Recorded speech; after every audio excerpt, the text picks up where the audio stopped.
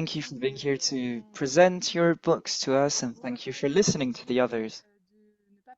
So please don't rush while you're speaking, because the interpreters need to be able to translate what you're saying.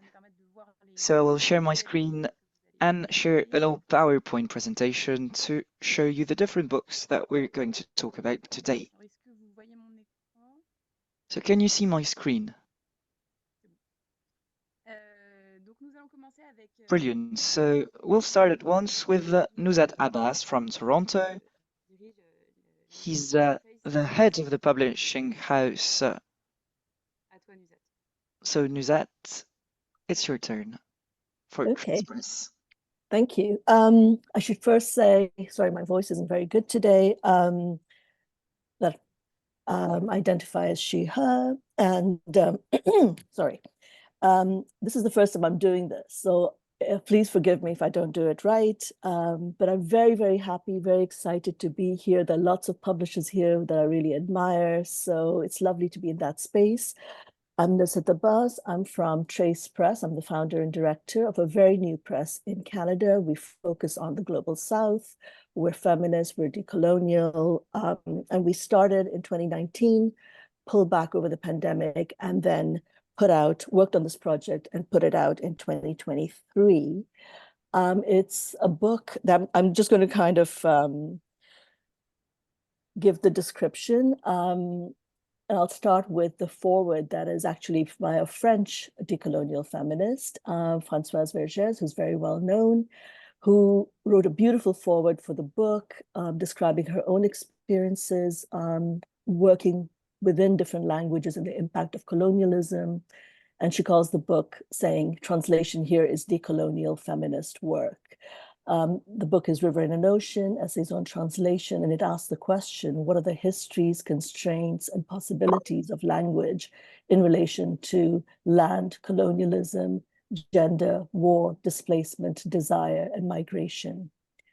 The book moves through different genres. They're written by poets and writers and translators working in the literary genres. And it moves across memory, belonging, and borders. And the essays invite us to consider translation as a form of ethical and political love, one that requires attentive regard of an other and a making and unmaking of self. The writers that we commissioned, I'm the editor as well for this project, and it really sort of sets the direction of the work we do at Trace Press. I invited Khairani Baraka, who's a very well-known Indonesian poet and translator, Yasmin Haj, who's Palestinian, lived in Canada, now lives in France, Otania Okot Bitek, who some of you may recognize her name. Her father was a very famous Ugandan poet. She herself is a fantastic poet and writer. Nidra Rodrigo from Sri Lanka, who now lives in Canada, Sunila Mubai from India, Irene Tushabe from Uganda, Gopika Jadeja, Rahat Kurd, Geeta Sukumaran, Nora Al-Kharashi from Saudi Arabia, and Lisa Ndjuru, who's from Rwanda. So a lot of them are working back and forth across their homelands and diasporas. And I was the editor on Nuzhat. And I'm originally from Zanzibar, grew up in Pakistan, and now live in Canada. So the kind of conversations we're bringing are also in relation to settler colonialism within Canada. And a lot of the essays grapple with that, but I think it speaks to various diasporic contexts and the kind of issues that we're all facing right now. The book has been loved by translators, particularly translators of color. We only publish writers of Black, Indigenous, and people of color. And the book has been called sublime and urgent, exquisite, revolutionary. And one reviewer also said it feels like a dynamic dinner party. So that's our book. If you have any questions, please feel free to get in touch. Thank you. Merci beaucoup, Nuzat. Vraiment, merci beaucoup pour cette présentation. Thank you very much, Nuzat. Thank you very much for this presentation. And to react to what you were saying, I do believe that today it may be the first time that many people are taking part in this exercise of book presentation. So in any case, we're really glad you're here, all of you. So we'll go I also to want the to next thank book all now. the translators and interpreters right now working with you. Merci. Alors, Annette, c'est à ton tour de présenter. So, Annette, it's your turn to share with us your book. Hello, so it's me from Commode Verlag, Annette Weger. I actually presented this book already last time at Babelica, but since then a lot has happened with this title because it has been nominated for the German Youth Literature Prize this year. And so I'm awaiting Frankfurt Book Fair to find out if we won the prize. The book is about a woman on the autism spectrum, and one might think this is not anything, that this has nothing to do with me or the main, how shall I say, the general audience, but in fact, it has been very successful. We're now about to print the 9th edition, which means I've sold about 12,000 books by now. It has been published in last spring. It's not only about women on the autism spectrum, but it's a book about experiencing being neurodivergent in a society that is neurotypical. And in fact, it's being, just as the title says, different, not wrong. So it's about being different and experiencing the world with a different perception than a lot of other people. And this is not only concerning people on the autism spectrum, but people who are different than other people. And that's what she mainly talks about. And she does it, it's a graphic novel.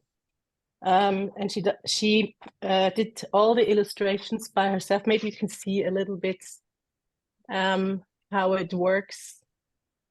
She did all the illustrations by herself, and she herself is on the autism spectrum. What's special about this book by now is that I have 2 complete translations of this title. I have a translation in French, and I have a translation in English that I can offer in case you're interested. And also with this book, it's the reviews have been excellent. There's hardly any critic. And I wasn't expecting it because it was so nichey. When I got it, I thought it's a super nichey book, but it turned out to be very up to date, as I found out. So that's the book I would like to introduce. Merci beaucoup, Annette. Thank you very much, Annette. On va maintenant écouter Nestoras. So we're going to listen now to Nestoras to share with us a book from his publishing house, Vaxicum Publications, from Greece. The floor is yours. Hello, how are you? Thank you for the invitation and the participation in the round table of Babelica for my first time here. Vaxicum Publications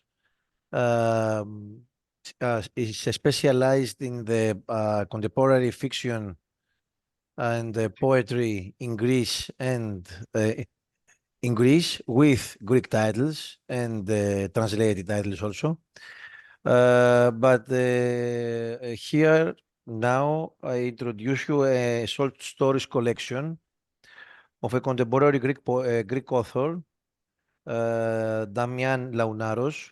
This book, A Madman's World, has published last year in 2023. And this short stories collections has already 3 nominations in 3, of course, top local awards for the prose authors and fiction in Greece. It is a collection with 11 short stories about several subjects and several issues for a person, especially for men, but also for the women, the second level, about the things like the relationships between the males, the female and male, and of course other subjects, political, social, the worries of the young people about the work in this current time, about the ecology. It is one of the main subject, especially in the young generations. Uh, um, this is the second book of Damian Launaros. Before 3 years, in 2021, we have published his first book, a short novel. This book had already a big success in the local market, the local book market, and the big sales. So this is the second book of the author, a different genre because now he wrote short stories and not a book with a big plot, a novel or a novella. But as it seems, he is very talented in this kind of books because of the nominations that I have already talked about it. It's a very big thing for him, also for the publishing house. And of course, the short stories are a very difficult kind of prose. It's not like a novel. You must be very talented to write a short story with a beginning and the ending, and you have already sent the meaning of your story to the reader. Also, finally, I must note that until the mid of October, we have already translated the book in English. It is an offer from our publishing house that we have also the full English translation of the book. If someone of the publisher wants to read and review the whole book directly in English and not just a sample or a synopsis. Thank you. Merci beaucoup, Nestoras. Pour les personnes Thank you very much, Nestoras. So for people who just joined, allow me to remind you that there's an interpreting function available to you that you will have to activate through the function at the bottom of your screen on Zoom. So do it, please, so you can hear everything in English, French, or Spanish. You can listen to this session in French, English, and Spanish, thanks to a professional team of interpreters. If you have any question, you can ask us in the chat. Kenza, je te laisse la parole. So Kenza, the floor is now yours.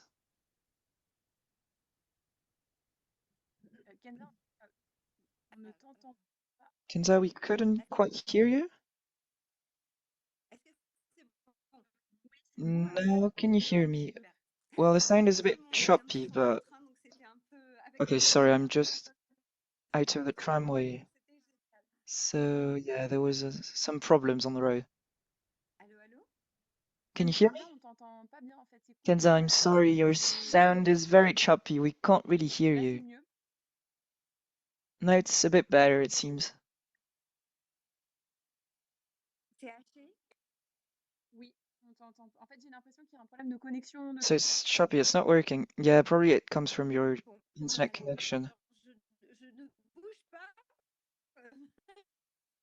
I'm sorry. The interpreter is sorry, but we can't quite hear what she's saying at the moment. On peut avancer et peut-être que tu peux essayer de te reconnecter. Je sais pas, peut-être So, que ça peut fonctionner. Si ça Kenza, maybe we can go to the other books and you try to reconnect from somewhere else. à la prochaine et puis All right, I'll do this. fais signe quand tu reviens. Okay, great. Whenever you're back, tell me. Des aléas de Zoom. Yeah, that's some of the problems we have on Zoom, unfortunately. Dieu leur maison, je te But, laisse la parole et puis Dieu la maison, the floor is yours, and we'll keep going like this, and we'll see if Kenza can present her book later on.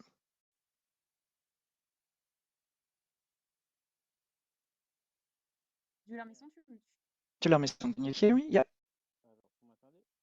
Can you hear me? We do. And we can. All right, so hi everyone. I am Guillaume Maison Petit Frère from Legs Edition, an independent publishing house based in Haiti. We work on mainly on literature. So today, to present you a book, I chose a book of poetry called Temp. We published it in April 2024, so a few months ago. The author is Nathanaëlle. She's a woman who was born in Quebec, but now lives in Martinique. Her book was awarded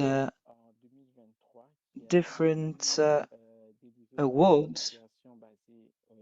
She received an award in 2023 from an association based in Martinique, and the book was published in April last year, as I've said. So we published it under our poetry collection.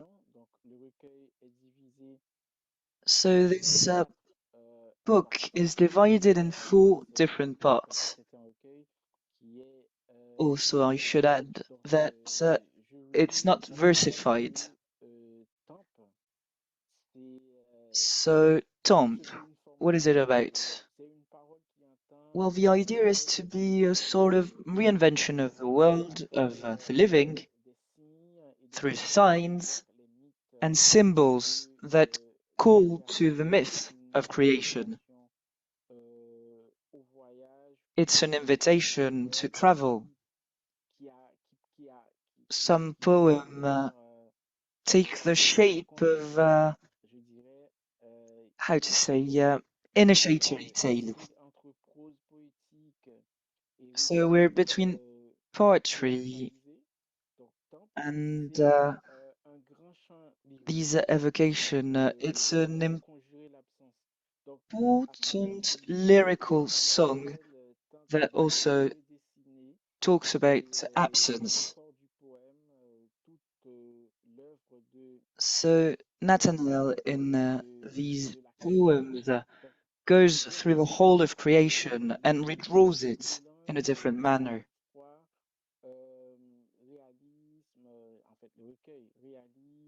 So the book is about realism, mysticism also, and mixes them. And sometimes if you read a poem, you will feel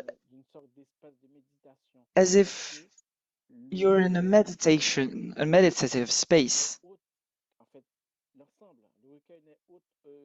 Because the whole book, even if it's divided in 4 parts, forms a whole poem on the vulnerability of species and of things. The book is also illustrated, so you have these illustrations that were made by the author herself. So the idea of the author is to make sure that her speech, her poetry, is written within the idea of a revealing, a revelation, which is why it has to do with the creation of the world of the livings and the signs and the symbols evoking the myths of creation. So that's about it for our book, Temp, from Nathanaëlle, this Quebec author living in Martinique who received numerous awards. Also, the cover is a piece of art by Sergine André. So that's about it for my presentation. Thank you very much. Thank you very much, Julia Messon. Kenza, are you back with us with a better connection that will allow you to speak and to be heard. So Kenza, I don't know if you're there. Now, can you hear me better? It seems better, yes. Okay, I do think it's better. Okay, hi everyone, sorry for this little hiccup, but let me start then, if I can. Sure, go for it.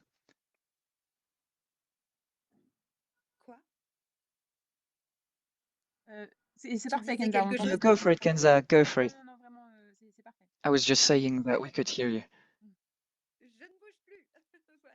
All right, let's start.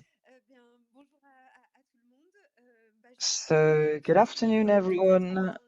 I will show you the book we're about to print, our next book. It's about cultural rights and people at heart. So, Danielle Payet suggested this book to me. She's Morocco born and she's now also French. She was the head of the University Agency for the French-speaking world, and she works on culture management and the referential of cultural rights that was put forward in the Fribourg Declaration. That is also a form of advocacy for more openness in culture.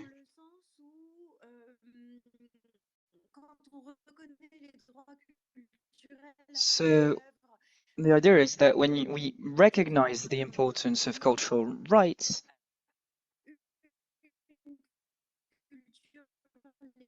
well, we say that there's no legitimate culture and then minority culture that are less worthy of praise. No, everyone has their culture and every culture should be praised. Unfortunately, her sound is being a bit choppy again. Sorry about that.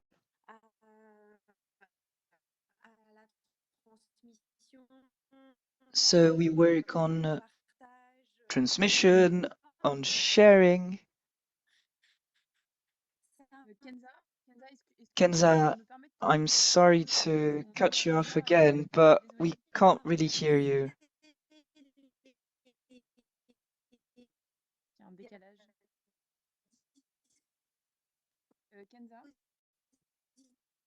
Kenza? Kenza?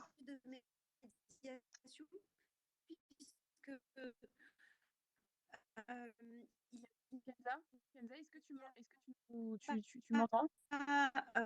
D'un côté des producteurs d'une culture légitime et de l'autre côté les consommateurs. So Kenza is mentioning the legitimate producers of culture and people consuming this legitimate culture, but actually everyone can be consumer, also producer, so there's no really definite relation. It can be multiple roles at once. So Daniel Payet is doing this manifesto and sharing it with us.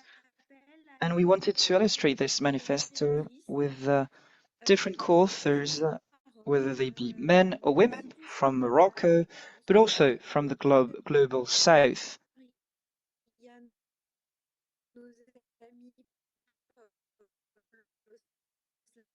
The sound of the speaker is cutting again.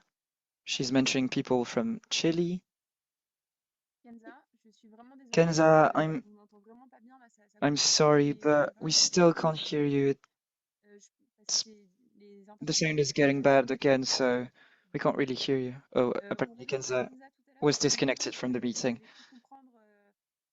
Well, I hope you got a glimpse at least of what Kenza was trying to share, and we'll move forward, we'll move on, and we'll see if she can come back with us later on. So it's now time for Milena Ashone.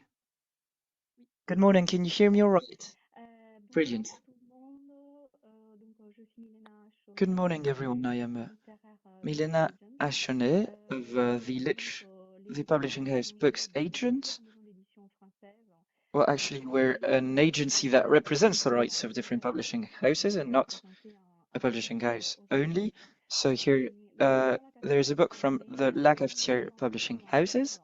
They were created in 1996 with the meeting of two people who wanted to share the works and to help new authors sharing their works. So they have different authors coming from different places with very satirical and ironical books, but books that are nonetheless very interesting and of great quality. So this book is called Pigeons. It was written by Mark.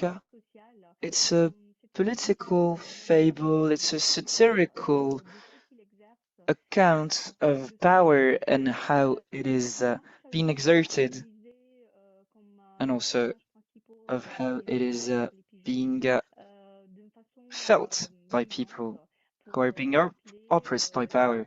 So he used birds and pigeons in particular to remind us of the dangers of depriving people of their freedom. So the illustrations are in red and black. And the main character is a tyrannical crow, and you have stupid pigeons following them, and there's also a utopist and anarchist bird that is opposed to them, a seafowl. So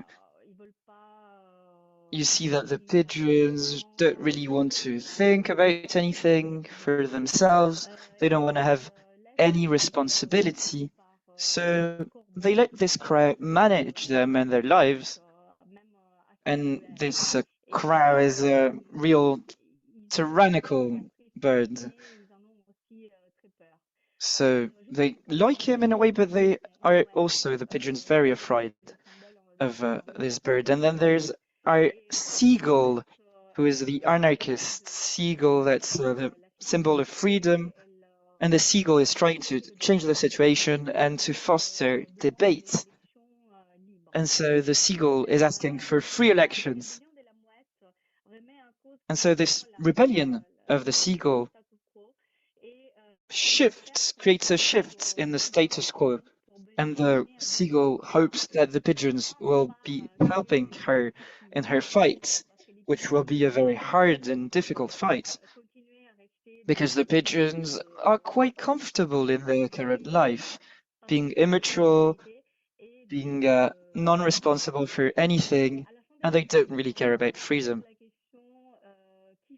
At the end of the book, well, one asks himself or herself, am I a pigeon, am I a seagull, or am I a crow? So that's it. Thank you for your attention. Thank you very much, Milena.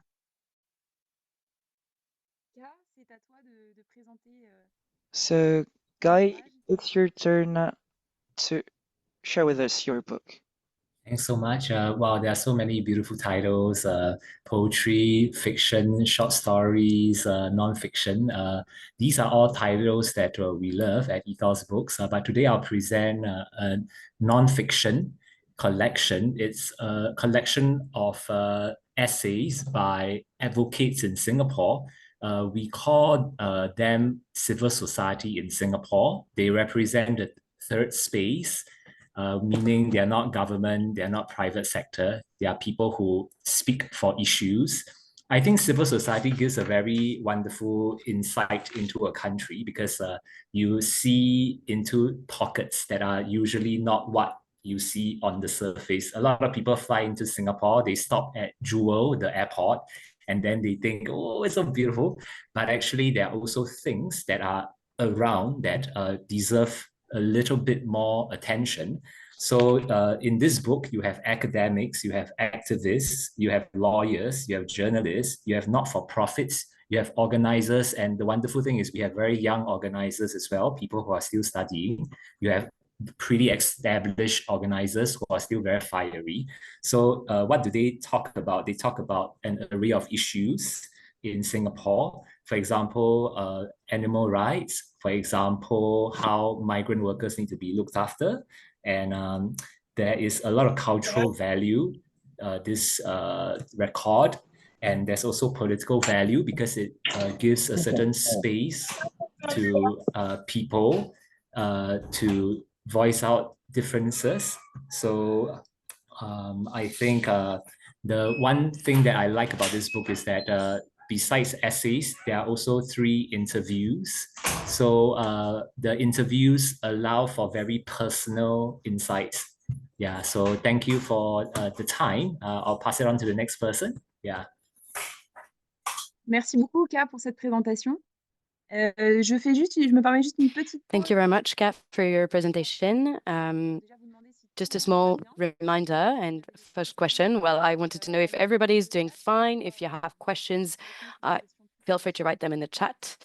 And as a small reminder, it's a small reminder on the rights market. So here we have 19 publishers that subscribed to do a short presentation of one title that's among their catalogue. All the books that are presented here can be found on the Babelica website. And there are also many other books issued by these publishing houses. It was just a small reminder for this workshop. And now, next person, Nayeli, you have the floor. Nosotros somos La Hello, Cartonera. good morning. We are La Cartonera. We are an edition house founded in 2018 in Mexico, and we have around 100 titles. All of them have been created and handcrafted. We have the beautiful pictures on the cover that are made by different artists. We have graphic stories. We have many other kind of books, and we usually work in a bilingual set between Spanish and Portuguese, Nahuatl, etc., etc. This book that I am presenting to you today has been written by José Carlos Monroy, a poet from Ciudad de Mexico, who started writing when he was very young in Nahuatl. He writes in this language because it is the language where he feels comfortable, and he is the one who translates the books and poems into Spanish. He has 16 poems in this book representing and telling stories of people living in Mexico who have different gender identities. Sexual preferences are key topics right now in our country, and he explains how people live and how people can recognize themselves. He says that in Nahuatl, the sexual preferences are not recognized, and there are other problems in order to recognize diversity. And that is why he wanted to explain all the problems, introduce all the qualities that have been so important for him. This book has also many metaphors that are found in the book as graphic components. The book that we are presenting is, and I highlight the point, it is a book in Nahuatl and Spanish regarding sexual preferences and gender identity, and José Carlos makes us find our identity, rediscover ourselves, and also he brings to the table a very important language, which is Nahuatl. Thank you very much for your time, and I hope that you enjoyed. Thank you. Thank you very much, Nayeli, for your presentation. And I wanted to underline that it's very early for you in Mexico. You had to log in at 5 a.m. It's very early, and I know it's also very late in Asia, in Singapore. So thank you, everyone, for being online with us. Destin, you have the floor. Hello, everyone. My name is Destin Oueragui from the Indie Books Publishing House. And I would like to introduce you the book, The Shadows of Noon.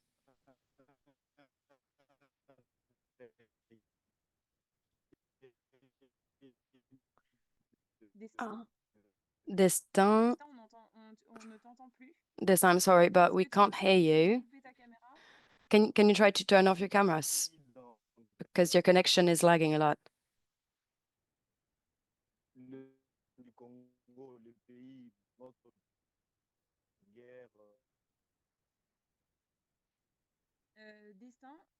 Destin, we are very sorry, but your connection is very poor.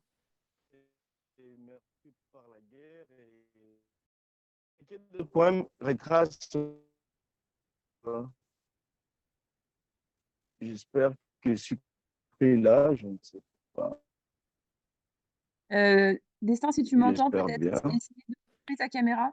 Destin, if you can hear me, can you try to turn off your camera? Plus de 10 millions de morts et par les violences sexuelles, guerre, la et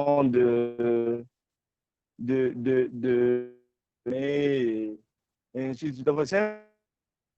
Et déjà, ça a conquis un grand public. The interpreter apologizes, but the speaker's connection is too poor to be translated, unfortunately.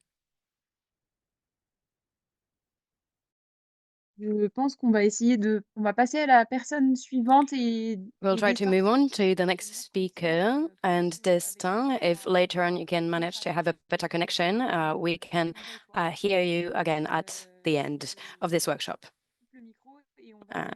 So I'll turn off your mic and I'll give now the floor to David from Éco-Société in Canada. Yes, hello everyone. Thank you very much to the Alliance for organizing such an event, and it's a pleasure for me to see all these faces on the screen. It's always hard to pick one book to present to other people among a big catalog, but I decided today to introduce you the book The Faces of Eco-Anxiety. So it's a topic that's gaining ground because of the current climate crisis. Of course, this crisis has several consequences, being on our mental or physical health, and especially for the youth. The youth losing their perspective of bright future. And currently, we have an increasing number of psychologists that are trying to specialize in the topic of eco-anxiety. And the author, Ines Lopez, is focusing on this, the consequences of the climate change and climate crisis, and also how we can mitigate the impact and regain better health. And the book also proposes concrete tools to help reduce the effect of eco-anxiety. It's not only a theory, it's based on practical experiences. And Ines' message is to find solutions to go through anxiety, and well, the best solutions seem to actually take action to fight the climate crisis. This book arrived in our collection. It's a collection of essays, and we are really proud of it. It's a series of essays that are addressed to teenagers, actually. And of course, well, it doesn't matter how old you are, you can read the essay whenever you want. But well, the target audience for these essays are the teenagers and the youth. There are also a lot of illustration and graphic support in the various books. The aim is to make the reading very light, easy, and it kind of looks like a magazine. It's very visual, very graphic. And I think last year I also presented another book that was part of this collection. What else? Well, the rights are currently under negotiation. They have been booked for Spanish. And by the way, in Quebec, we have a subsidy program that allows us to to fund up to 70% of the translation fees for people who are purchasing the rights of books in Quebec.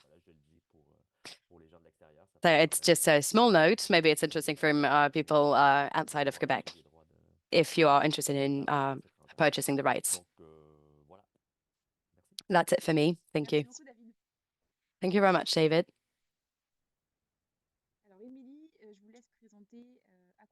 Emily, the floor is yours for Aquarium from Borealia Publishing House. Hello, everyone. I hope you can hear me loud and clear. Great. I wish I was able to speak English, but I don't feel comfortable enough, so I'll be speaking in French. I wanted to present you a book from a Mongolian author. First, Borealia Edition is a publishing house that I created 13 years ago. And when I created this, my aim was to promote literature from Siberia, and now I turned to Mongolia. And Mongolia, as Siberia, is a country where there is a strong culture of oral telling, and well, it's very hard to find written books, written stories. It's not very common. And I was lucky enough, actually, to meet an author from Mongolia. She is one of the top writers in her country. And when she writes a book, she is published by everyone. And she, most of the time, she receives awards. Awards similar to the Prix Goncourt in France. And she is definitely on the front shelves in the bookshops. And well, this author is very interesting because she started writing at the beginning of the 90s. And at the time, Mongolia was opening to democracy after 70 years of communism. And well, of course, with the trend of literature, of heroic literature, and communist literature. And she was not influenced at all by this trend. And she actually started writing because her dad died when she was 6 years old. And well, she read every single book she could find in her house. She started writing as a poet, and she was first known for being a poet. And a few years later, I also published a collection of her poems. But I do believe that the poems are a bit harder to read in French. Maybe if you have Mongolian writers or authors that are able to translate, but I must say that it's a complicated language to translate. It's quite hard, but it's beautiful. And she doesn't talk about Mongolia with all the cliches that we have in mind with nomads and arid lands. She actually talks about women. And in this book, you can find 13 short stories about different women. It's 13 portraits of women and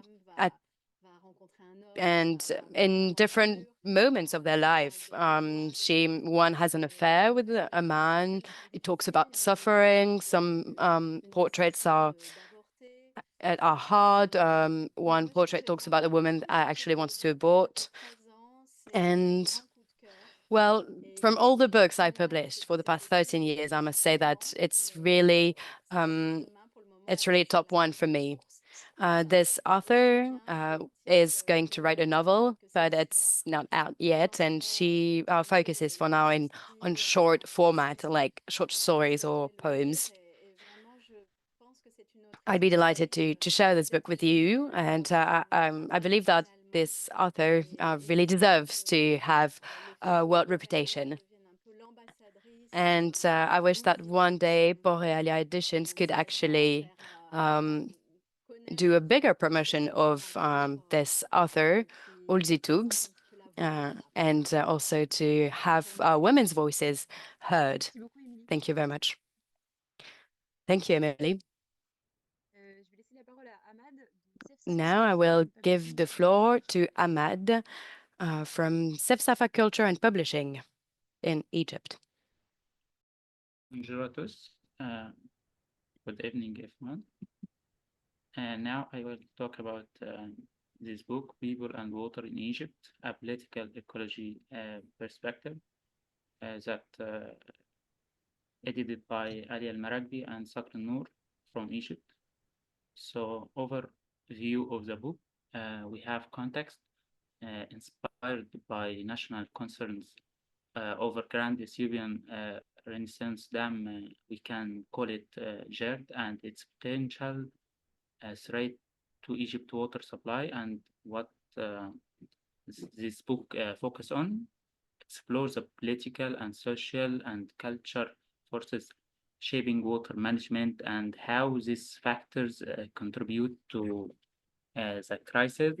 And the last thing is perspective. It's have two view. First one, challenge the simplistic narrative of bad guys, them versus good guys, us.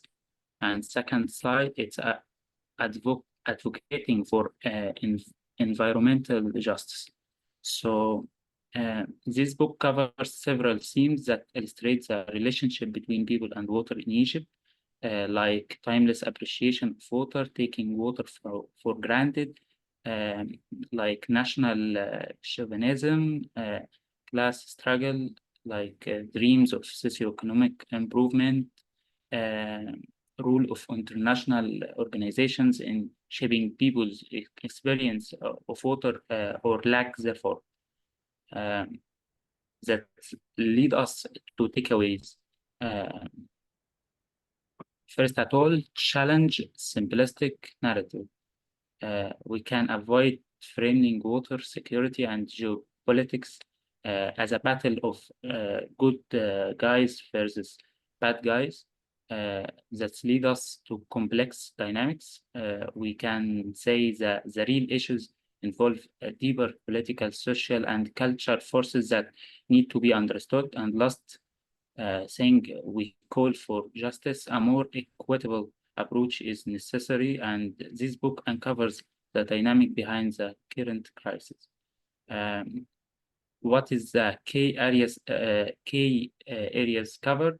History, local context, culture, heritage, and last thing is challenging the dominant focus. Beyond the GERD, we can say GERD about Grand Ethiopian Renaissance Dam, just shift the narrative away from viewing the GERD as the only cause of Egypt water crisis, water inequalities, broader perspective, like encourage a deeper understanding of both external and internal factors affecting water security. That's all, and I hope you have interesting in this book, and thank you for your attention. Thank you so much, Ahmed. Thank you. On va maintenant écouter Rodrigo. And now we will give the floor to Rodrigo from the Phylacteria Publishing House in Chile. Rodrigo, est-ce que vous êtes là?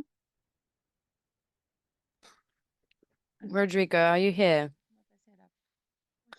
If you're not here, maybe we can move on to next presentation. Azadeh, I'll give you the floor for the presentation of Moloch. Thank you. We are Nogam Publishing, and we are Iranian British publishing, and we publish mostly in Persian. And the reason that we are based in the UK is that we are an exiled publisher, and we publish books that cannot be published inside Iran because of the censorship. And this book that I have for you today is called Muluk. It's a novel written by Marie Farhadi. And the book, I mean, the name, and maybe from the graphic, from the cover, you can see that refers to Canaanite god, and it refers to the sacrifice of innocent people or children. And the book is sort of dystopian novel. And it's a story of a land called Jir, and the rule of superstition, and it has like an authoritarian regime. And there is someone called Hoot that is a quilt maker. So he uses the pieces of old clothes and of the people of the land who live in misery, and he makes quilt. And it is the story of making this quilt maker the ruler of this land, and for hoping for a better result, and going through, toward happiness. But again, this fails. And this is a book that asks, does really evil create evil?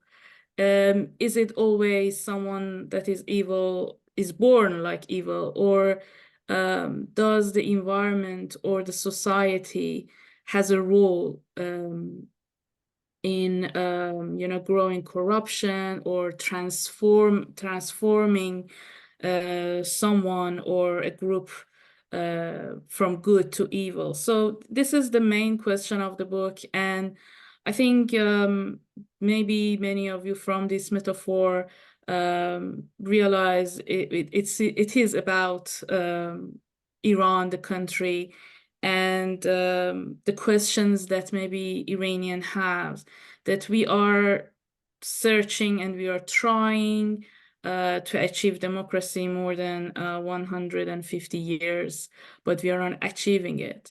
And Marie Farhadi uses, this metaphor and this story of, uses fantasy, uses this dystopian story maybe to ask these difficult questions from people of her land. One of the most beautiful thing about this book is the language is bold and daring, and it uses ancient philosophical and religious text.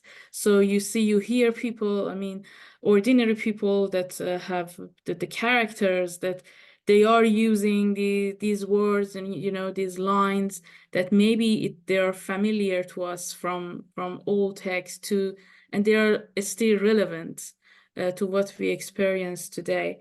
And one of the most interesting thing I think about this book that made it one of our top sellers in the past few months is that it's written by a woman in Iran. And of course, it couldn't be published inside the country because of the topic. But the other thing is that the genre, the women in Iran, the writers, doesn't usually go to this genre. Maybe they more write realistic, novels, and she creates a magical word, bold and daring, without any excuse, without any maybe traditional shyness or conservative spirit that might be present in Iran. So that's why it got our attention when we first read it, and now that it has been published, because what we do is that we sell the book, the print edition, to diaspora, to all the Farsi speakers around the world. But we also have a free ebook version for inside Iran and inside Afghanistan, so people can easily download and read it. And it's like, it has been among the top 3 bestsellers, or, most interested books, because, well, free ebooks, I cannot say bestseller, but we consider it as one of our top books in 2024. We published it in January 2024. And yes, I mean, I think what I liked it because we usually read these kind of texts and read these kind of novels by men. So I was proud to be her publisher. And the question was that, are we all victims, or are we making ourselves victims? And in our fight, in our evolving toward a better society, what hard questions we need to ask, and what hard, actions we need to do.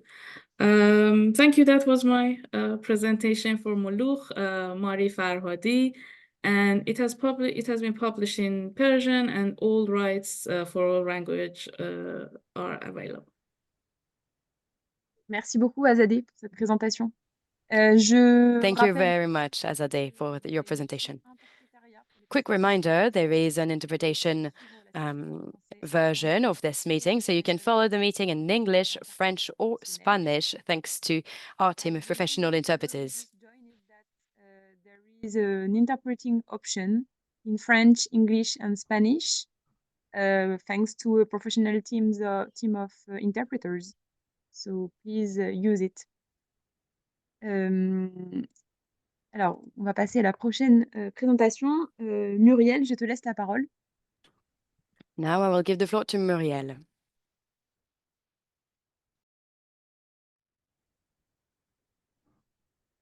Muriel, est-ce que tu m'entends? Oui, ça y est. Bon, impeccable. Super. Bonjour Great, you can hear me, Muriel. Great. Hello, everyone. Thank you very much for inviting me. It's my first time. Thank you to all the speakers who presented wonderful books so far.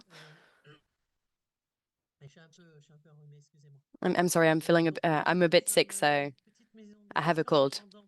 So we are a small publishing house based in Pointe-Noire in DRC. Our publishing house is Les Lettres Mouchetées. It was created in 2015, and we started publishing in 2016. I think so far we published roughly 50 titles, mainly novels and short stories. Today, I would like to present you one of the novels that we published recently. It's called Charles' Testament. The Testament of Charles. It's written by Charles Eboulé. He is a journalist working for TV5 World, and it's his first book.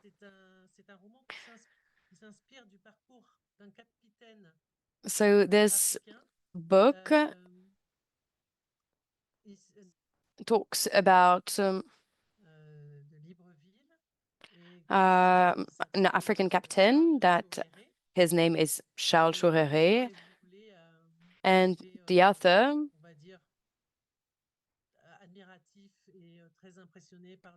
was very impressed for a long time by this soldier's story.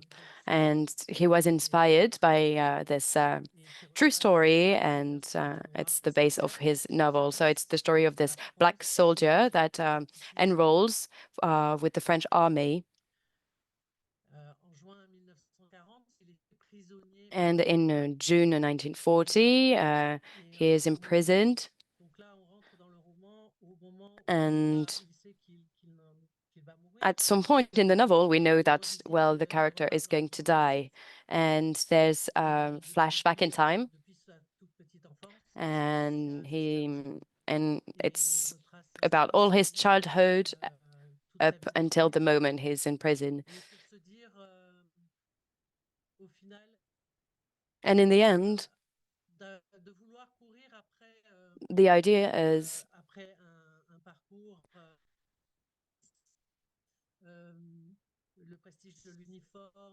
that this character was only trying to reach prestige and to join the army for the prestige and so on, but maybe actually didn't really find the true meaning of his life. And it's quite interesting, really, because this novel questions about, well, the meaning of life, the choices that you make sometimes.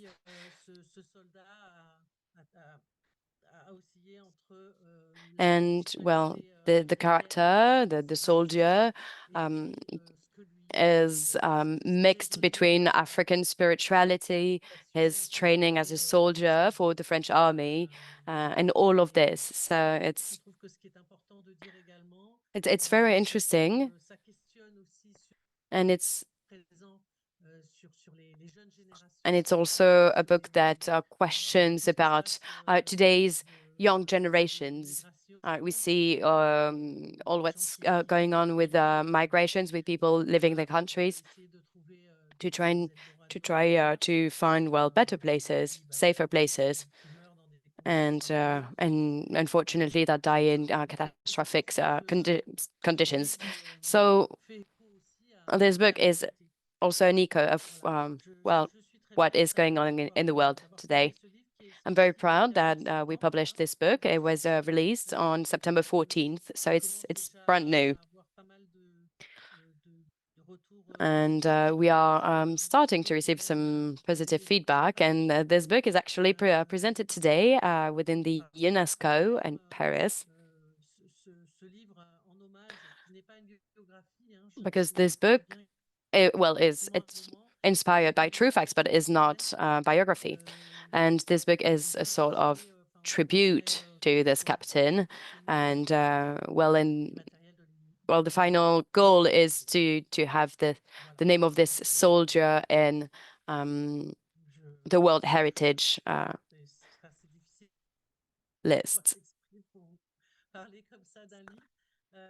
And, well, I'm sorry, it's a bit hard to present a book like this. Well, what I could say to conclude is that it's a very moving book, and it was a new exercise for Christian because he's been a journalist for 20 years, but well, it was his first book, and I must say that he succeeded.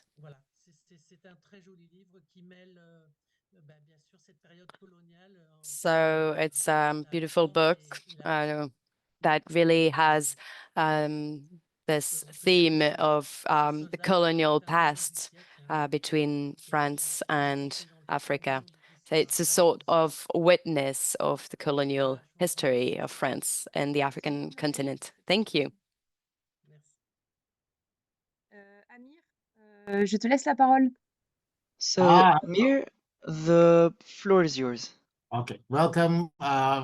Good evening, good afternoon, or good morning, wherever you're from.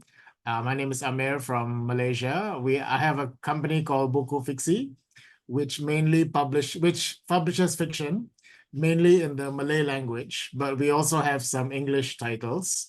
So I'm presenting one of our English titles today. It is here, it is right here. It is called Children We Never Had. It is a novel in English by Nadia Khan.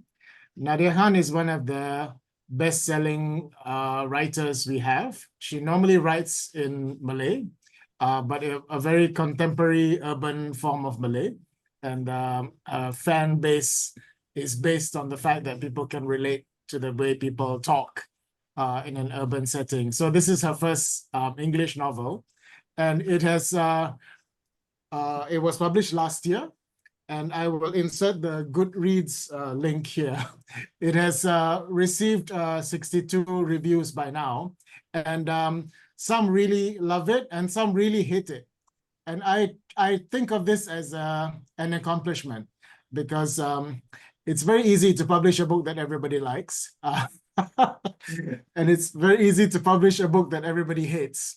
But to publish a book that has divided reactions, makes me appreciate the process even more, because people come at it from different angles. If you read some of the 62 reviews, some say, "Oh, this is so disgusting, it's shocking, I can't believe these characters." And some say it's very moving, they could empathize and so on. So it is about a single woman named Abby. She's a Muslim woman who chooses to become a surrogate mother. In a way, it's a kind of a defiance to her family by saying that this is her body and she wants to carry this baby. And of course, it offends her family, this decision. And she also has a gay best friend who is trying to adopt his own baby with his partner. And he's having complications on that front as well. So it parallels the lives of these two people, one of whom is carrying a baby that she has to give away, and the other is trying to, get a baby, but it's not a legal process. So it is somewhat fluffy in some ways, but it's also quite confrontational because it's narrated from the point of view of Abby. And if you read some of the negative reviews, some people were offended that the idea that she is she's Muslim, but she's sexually autonomous. And I think that's what sort of triggered a bit. But it's packaged in a kind of a chick lit setting. So if you're a fan of Sex and the City, yeah, and I'm the only person to mention Sex and the City in this gathering, do check it out and I'll be happy to discuss it with you. So thank you. Merci beaucoup, Amir. Colline, Thank you very much, Amir. Colline, the floor is yours.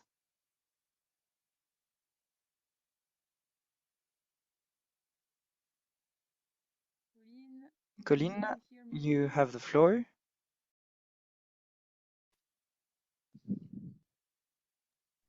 Sorry, I'm here. I just didn't think I was going to be presenting, so just give me one moment.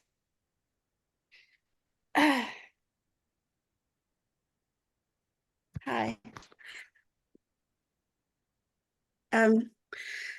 Hi, everyone. Sorry, there was some confusion from me about whether I was presenting or not. So the book I'm presenting is a novel. Sorry, it's asking me to say my language.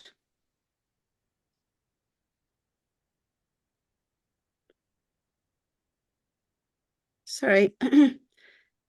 Oh, it's not giving me the option to say English. It's okay. No worries. It's okay. Not. All right. So this book we published it actually in 2011, but a couple of years later, a filmmaker in South Africa bought the film rights, but it took a very long time to actually get the book made into a film, which happened, was it this year? Sorry, I feel very bewildered. Yeah, I think it was this year. This year's gone so fast. Anyway, it's a wonderful book. It's a short novel, and it's had very good reviews. And we've brought out a new edition to come, to be linked to the film, the movie. And what else can I say? Sorry, it's from a child's point of view, which is this child. And the author has a very powerful, beautiful voice. It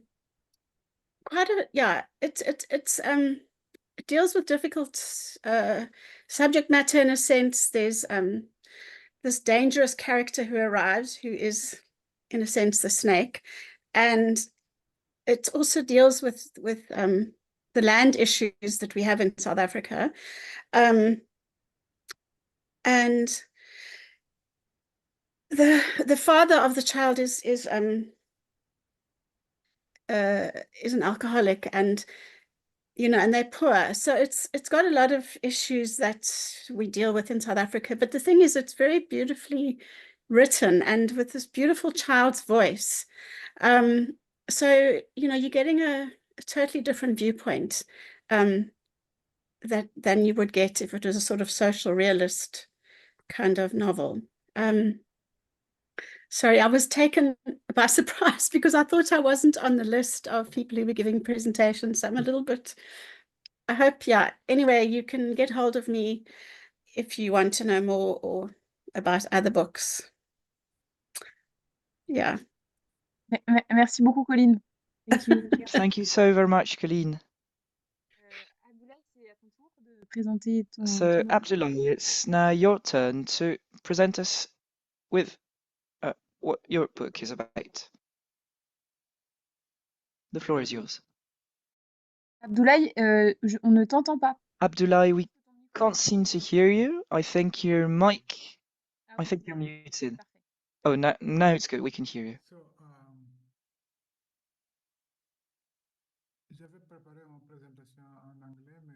All right, so I prepared my speech in English, but since we have interpreting, I'll do it in French. So, first of all, I should say that I'm at the head of one of the oldest publishing house of the country. So we created this publishing house in 1994.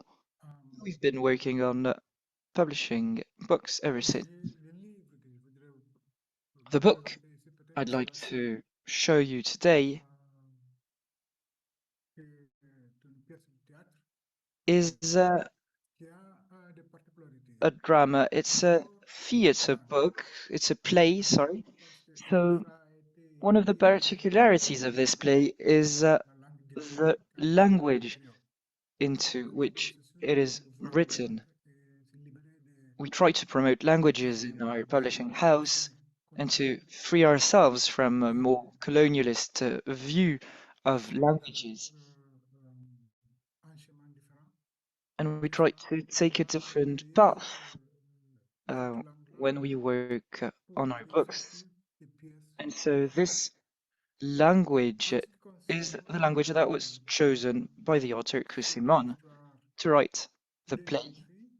So this is a play about young women.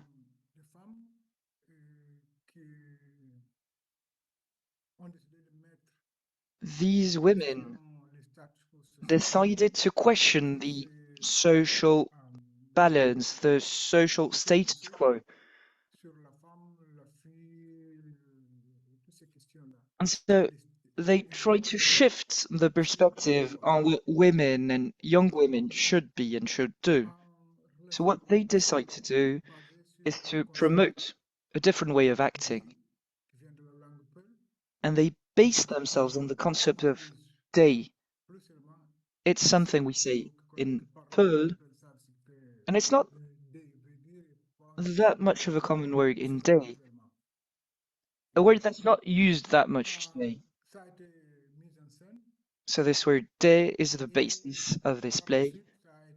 And the play was actually showed in our country, and it was then translated into French, which is the reason why I'd like to share it with maybe my colleagues from Western Africa. I believe they would be really interested in publishing this book. So this is a book that you can maybe publish. There's a translation in French. And that's about it. Thank you very much. Thank you very much, Abdoulaye. Thank you for your presentation. Now we have Johanna to conclude, and then we'll try to go back to Kanza and Tristan if they can join us, or try again. Johanna, the floor is yours. Thank you very much. Thank you so much for having us here. I really enjoyed listening to all of you presenting your books. I've taken so many notes. I work for Verbrecher Verlag. We're a Berlin-based publisher of fiction and non-fiction. Today I've brought you a novel called Schäfchen im Trockenen. It tells the story of Resi, who's a mid-40s writer who lives in Berlin with her husband, who's a painter, and there are 4 children. They are renting an apartment from one of their good friends who also lives in Berlin, also sort of lives in a similar neighborhood, but in a house which they have co-designed and co-built with some friends of theirs, and they're living together in sort of a communal living situation that they think is very yeah, very good and very sort of I can't find the word now, but I think you know what I mean. And over the years, Rezi, who comes from a working class background, realizes that she has been lied to by society, basically. When she met all of these friends in university, they all sort of were renting apartments, had roommates, had jobs on the side, and were all constantly talking about being broke and struggling with money. And then after university, when people started working and started having families, suddenly everyone in her friend circle started inheriting things, and she realized she had nothing to inherit. And now sort of they're in this situation where the token artists of the friend group are renting up an apartment from the other friends who are in this communal living situation in a house that they own and that they built.